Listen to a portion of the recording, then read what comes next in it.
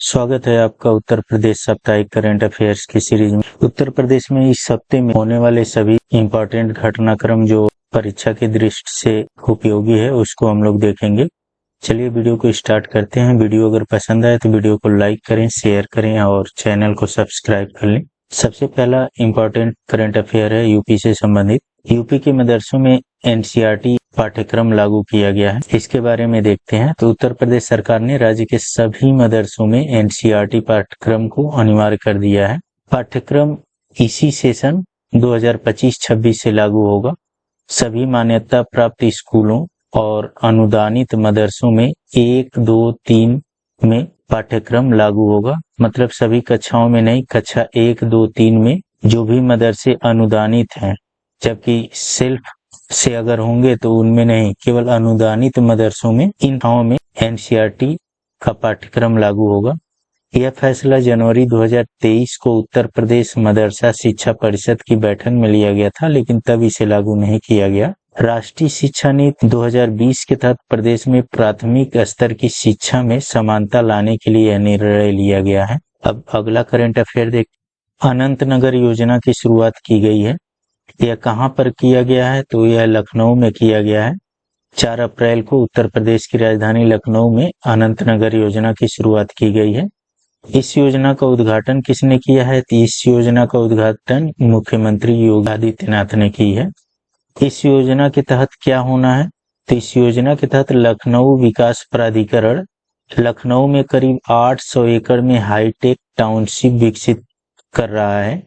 यह टाउनशिप हरियाणा के पंचकुला जैसी सुव्यवस्थित होगी। इस टाउनशिप में क्या क्या चीजें होंगी? तो इस टाउनशिप में बेसिक नीड की सभी सुविधाएं जैसे अस्पताल, स्कूल, शॉपिंग कॉम्प्लेक्स, यह सब उपस्थित होंगे। यह अनंतनगर योजना याद रखेंगे आप लोग, कहां पर स्टार्ट किया गया है? तो लखनऊ में स्टार्ट किया गया है। अगला करंट अफेयर देखते हैं। संचारी रोग नियंत्रण अभियान की शुरुआत की गई है। 1 अप्रैल से उत्तर प्रदेश में राज्यव्यापी संचारी रोग यानी इसको कम्युनिकेबल डिसीज बोलते हैं, उसके नियंत्रण का अभियान शुरुआत किया गया है। संचारी रोग क्या होता है? संचारी रोग वह रोग होता है जो एक व्यक्ति से दूसरे व्यक्ति में फैलता है या छुआछूत से संबंधित रोगें होती हैं। संचारी रोग नियंत्रण अभियान के तहत कालाजार समेत कई दूसरे संचारी रोगों को इसके बचाव के संबंध में लोगों को जागरूक किया जाएगा। स्वास्थ्य विभाग के राष्ट्रीय स्वास्थ्य मिशन के तहत यह अभियान शुरू हुआ है। इस अभियान के दौरान संचारी रोग इसके अंतर्गत कौन कौन से हैं? तो कालाजार है, डेंगू है, मलेरिया है, दिमागी बुखार, टीबी, कुष्ठ और फाइलेरिया के मरीजों को भी आइडेंटिफाई करने पर जोर रहेगा। इन संचारी रोगों पे विशेषकर ध्यान दिया जाएगा। इस अभियान के तहत ही 10 से 30 अप्रैल तक दस्तक अभियान, ठीक है, इस अभियान के तहत ही दस्तक अभियान चलाया जाएगा। इसमें आशा और आंगनवाड़ी कार्यकर्ता घर घर जाकर के लोगों को जागरूक करेंगी। ठीक है, तो संचारी रोग नियंत्रण अभियान के तहत यह दस्तक अभियान शुरू किया गया है। यह अभियान किसके थ्रू चलाया जा रहा है? तो यह राष्ट्रीय स्वास्थ्य मिशन के तहत चलाया जा रहा है। तो यह याद रखेंगे आप लोग। संचारी रोग नियंत्रण अभियान किसके तहत चलाया जा रहा है? राष्ट्रीय स्वास्थ्य मिशन के तहत चलाया जा रहा है। और इसके अंतर्गत कौन सा अभियान चलेगा? तो दस्तक अभियान चलेगा। दस्तक अभियान का क्या मतलब है?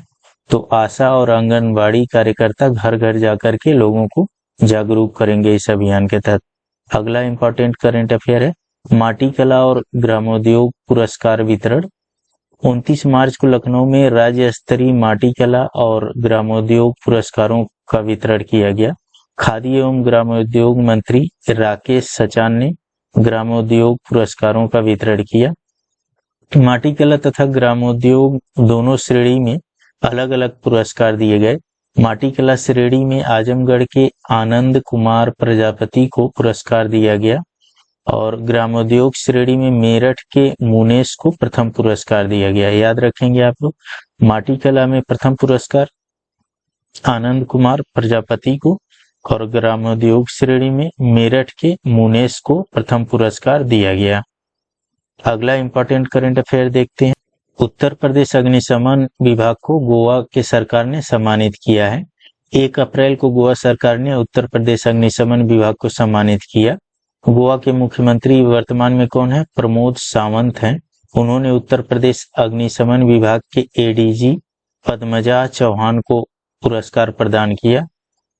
यह सम्मान अग्निशमन विभाग को प्रयागराज महाकुंभ 2025 में उनके शानदार कार्य के लिए दिया गया। ठीक है, यह सम्मान किस लिए दिया गया? तो प्रयागराज महाकुंभ 2025 में अग्निशमन विभाग के शानदार कार्य के लिए दिया गया। इस पुरस्कार का आयोजन कहाँ किया गया? इसके समारोह का, तो इसका आयोजन गोवा की राजधानी पणजी में किया गया। गोवा अग्निशमन और आपातकालीन सेवा विभाग ने इस कार्यक्रम का आयोजन कराया था। यह कुछ इस हफ्ते का उत्तर प्रदेश से संबंधित इम्पोर्टेंट करंट अफेयर जो था, जो परीक्षा की दृष्टिकोण से काफी इम्पोर्टेंट है। वीडियो अगर पसंद आए तो वीडियो को लाइक करें, शेयर करें और चैनल को सब्सक्राइब कर लें। धन्यवाद।